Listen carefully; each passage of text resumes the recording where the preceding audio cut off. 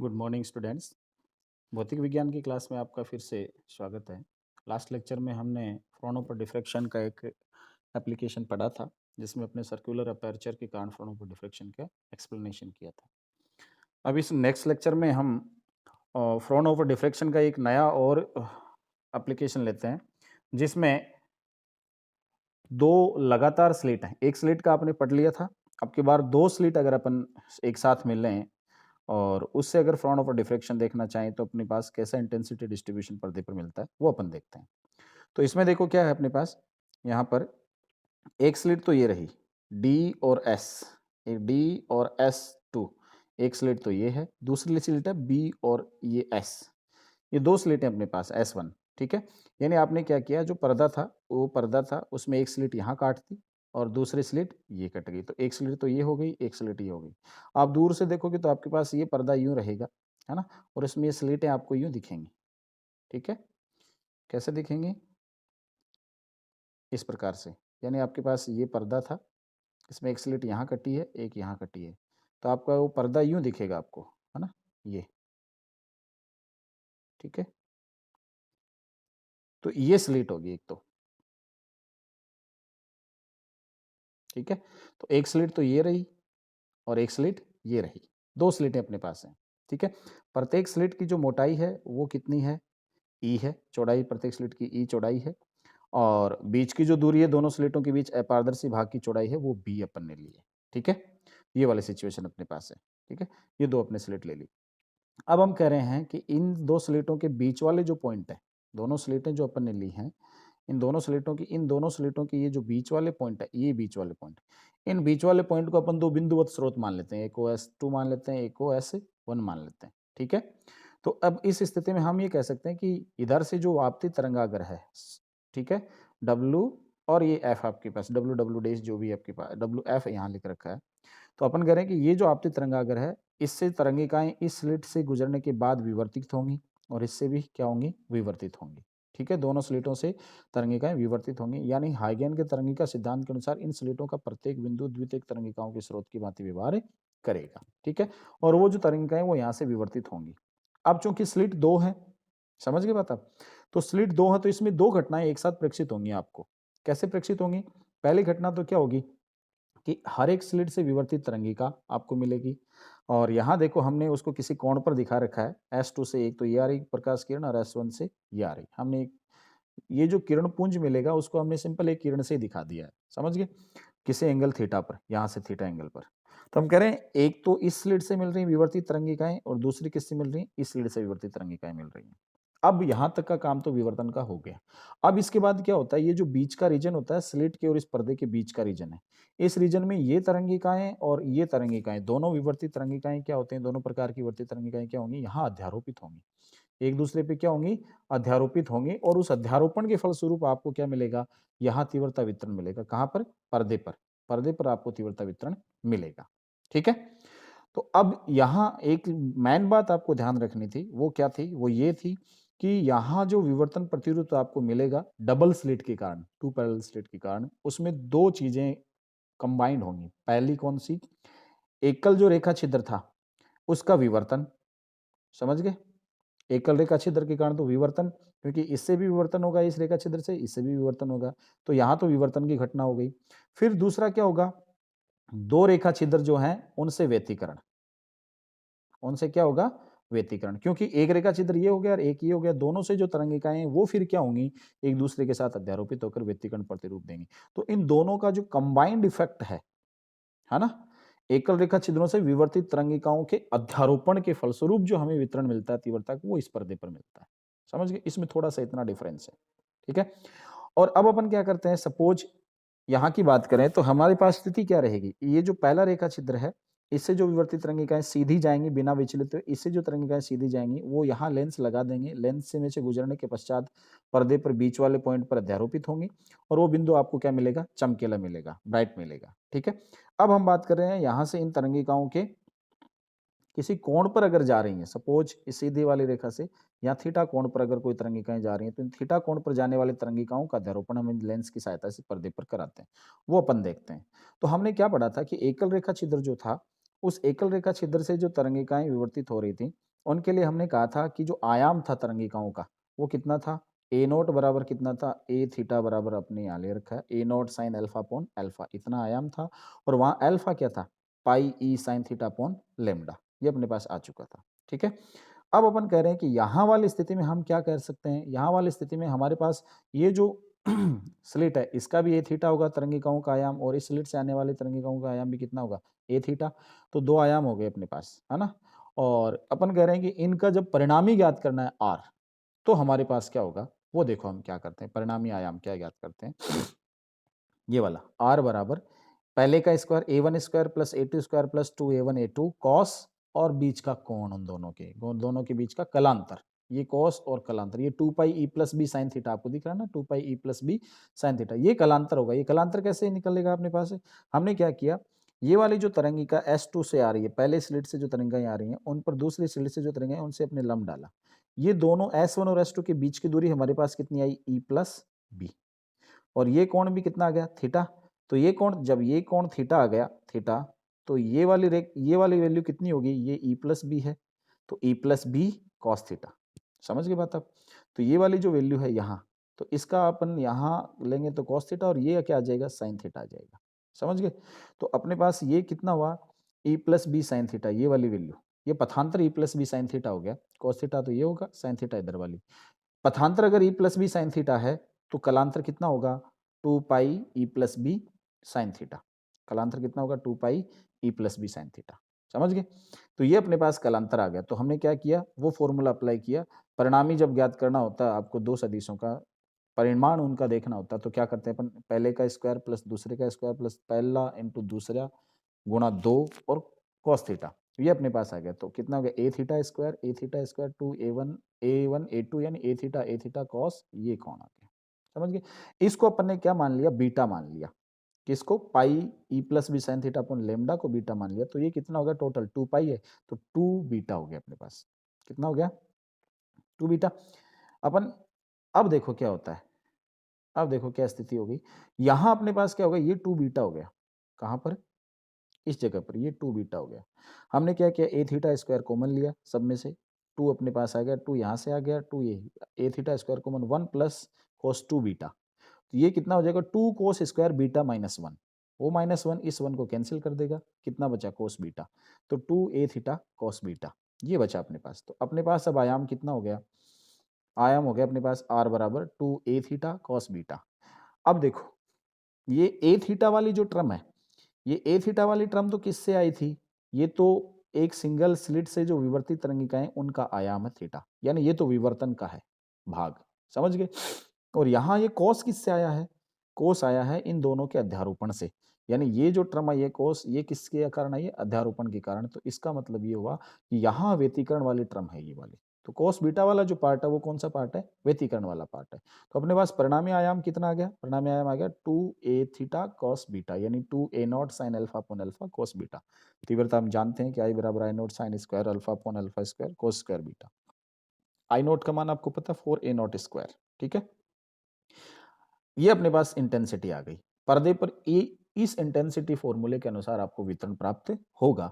अब इसमें देखो, अब अल्फा की वैल्यू रखो तो पाई E sine theta upon alpha आपके पास अपॉन लेमडा आ ही जाएगा, और ये वाली हमने थीटा की फॉर्म में और अल्फा की फॉर्म में लिख दी सारी की सारी वैल्यूज।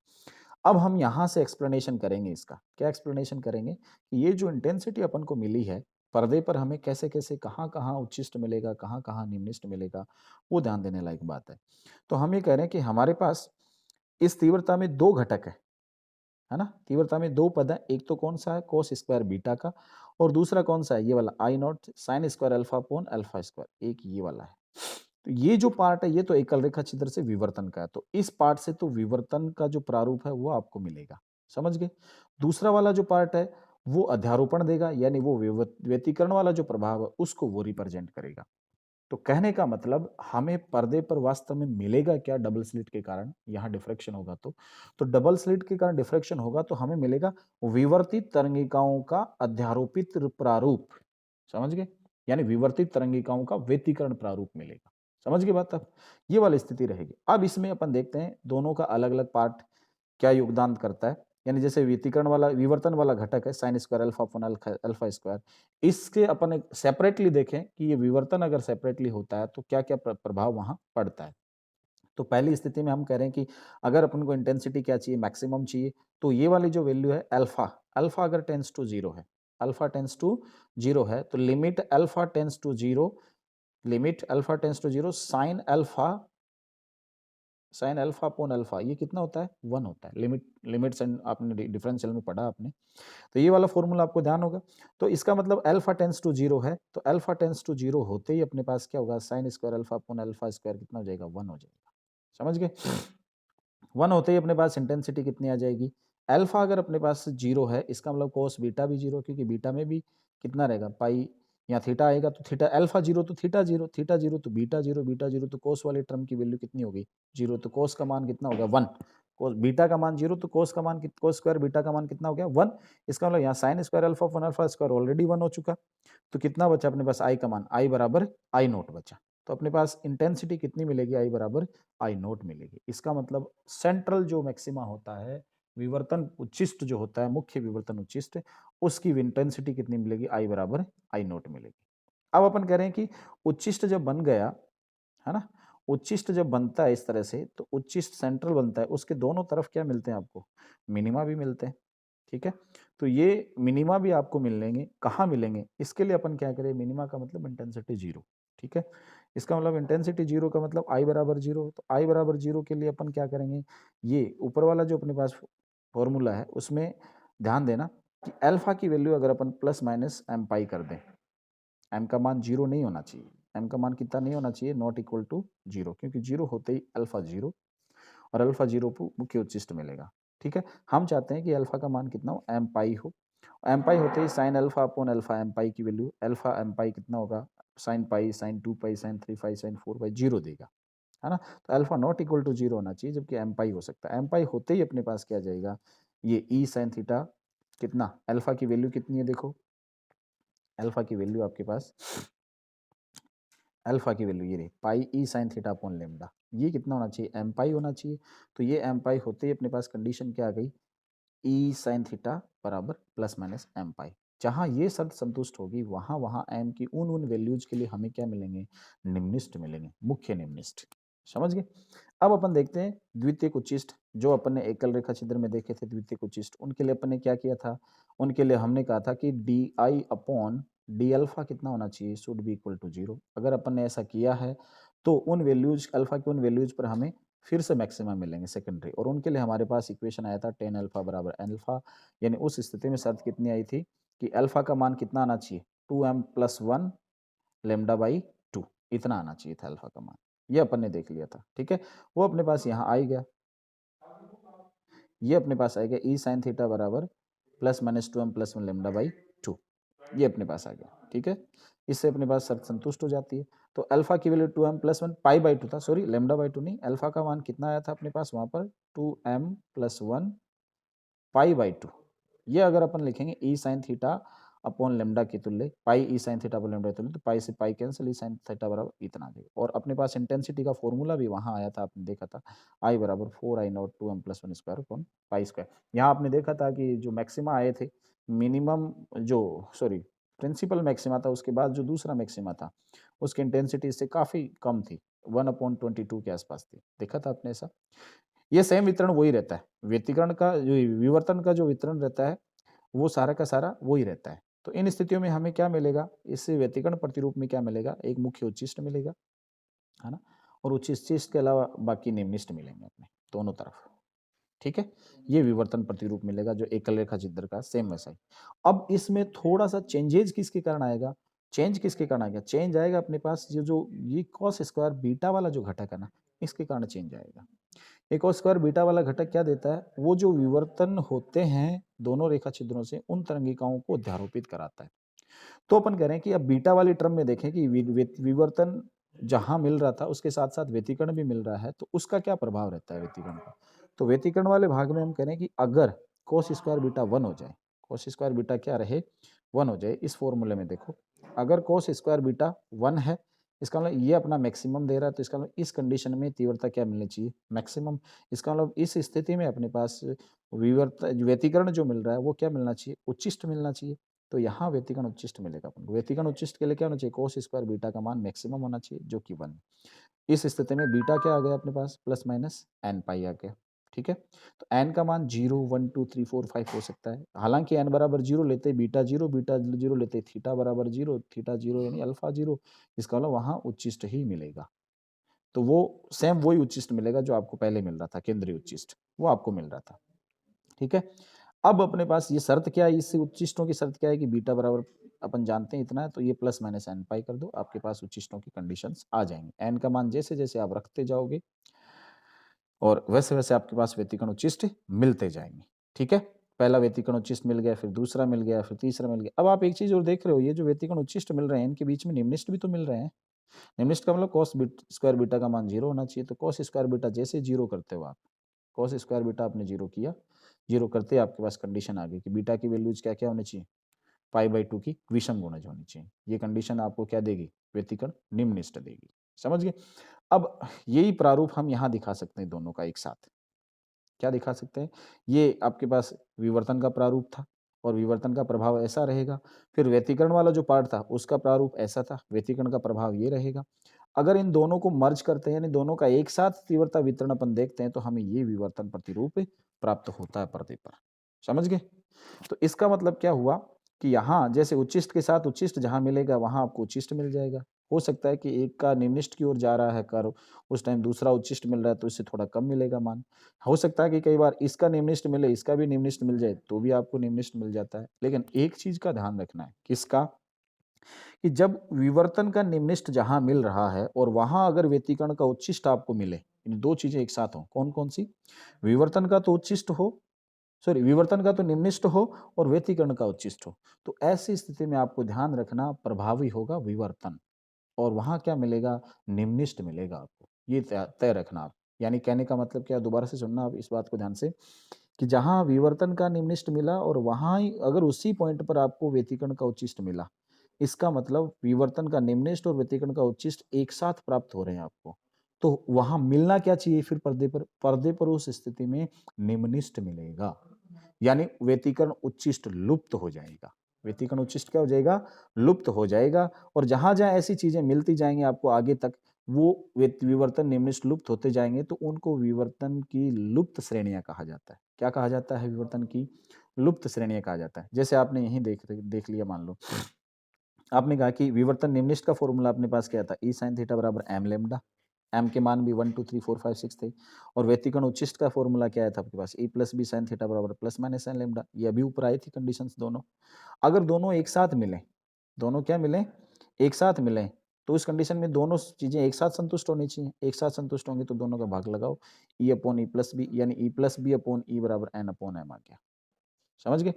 अब क्या होगा, अगर ये बी वाला पार्ट है आपके पास दिख रहा है, यानी रेखा छिद्रों के बीच का जो अपारदर्शी भाग है उसकी चौड़ाई अगर आपके पास दे रखी है वो रेखा छिद्रों के बराबर ही है, तो बी बराबर ई करते अपने पास क्या आ जाएगा इस फॉर्मूले में, इस फॉर्मूले में अपने पास आ जाएगा कि ई प्लस बी यानी 2 ई अपॉन ई बराबर एन अपॉन एम। तो एन बराबर कितना आ गया, 2m। एन बराबर कितना आ गया, 2m। एम किसके लिए था, विवर्तन के लिए। एम बराबर 1 मतलब पहला विवर्तन निम्निष्ट, एम बराबर 2 मतलब दूसरा विवर्तन निम्निष्ट, एम बराबर 3 मतलब तीसरा विवर्तन निम्निष्ट। जहां पहला विवर्तन निम्निष्ट आपको मिल रहा है उसी जगह एन का मान कितना मिलेगा, 2। इसका एन बराबर 2 मिलेगा एम के पहले मान के लिए। इसका मतलब वहां दूसरा व्यतिकरण उच्चिष्ट भी मिलेगा आपको, जहां पहला विवर्तन निम्निष्ट मिलेगा। इसका मतलब वो दूसरा विवर्तन उच्चिष्ट गायब होगा। क्या होगा, गायब होगा, वहां से लुप्त होगा। ऐसे ही जहां एन का मान 2 होगा, एम का मान 2 हो गया, यानी विवर्तन निम्निष्ट, दूसरा विवर्तन निम्निष्ट जहां मिलेगा आपको उसी जगह पर व्यतिकरण उच्चिष्ट चौथा मिलेगा। इसका मतलब चौथा व्यतिकरण उच्चिष्ट भी गायब। ऐसे विवर्तन निम्निष्ट तीसरा है, उसके साथ मिलेगा आपको छठा व्यतिकरण उच्चिष्ट, तो छठा व्यतिकरण उच्चिष्ट भी गायब। इसमें 2 4 6 8 10 इस प्रकार से विवर्तन जो व्यतिकरण उच्चिष्ट मिल रहे हैं वो आपको क्या, ये सीरीज ही क्या मिलेगी आपको, लुप्त मिलेगी, वहां पर निम्निष्ट मिलेंगे आपको। सिमिलरली अगर इस बीच वाले भाग की चौड़ाई आपने बढ़ा दी, बी की अगर वैल्यू आपने बढ़ा दी, बी का मान बढ़ा दिया, यानी बी बराबर 2e कर दिया, तो एन बराबर कितना हो जाएगा, 3m। अब पहला जो विवर्तन निम्निष्ट मिलेगा वो तीसरे व्यतिकरण उच्चिष्ट के साथ कॉन्साइड होगा। समझ गए। तो उस स्थिति में तीसरा व्यतिकरण उच्चिष्ट क्या होगा, गायब। फिर n बराबर 2 m बराबर 2 करते ही छठा, m बराबर 3 करते ही नौवां, इसका मतलब 3, 6, 9, 12 ये जो व्यतिकरण उच्छिष्ट है ना, ये गायब होंगे। क्यों? यहाँ विवर्तन निमिष्ट पहला, दूसरा, तीसरा, चौथा ऐसे मिलेंगे। इसका मतलब लुप्त श्रेणियाँ वो बीच वाले अपारदर्शी भाग पर भी डिपेंड करती हैं, उसकी चौड़ाई पर भी डिपेंड करती हैं और आपको ये पता कर चलता है कि वहाँ कौन-कौन से व्यतिकरण उच्छिष्ट मिलेंगे और कौन-कौन से व्यतिकरण उच्छिष्ट लुप्त होंगे। ये भी आपको यहाँ से पता चलता है। ये आपके पास क्या था? 2 रेखा छिद्रों के कारण विवर्तन प्रतिरूप जो आपने ध्यान से पढ़ लिया। एक बार फिर से आप घर पे पढ़ना, बुक से आपको नहीं समझ में आए तो पूछ लेना। ठीक है? धन्यवाद।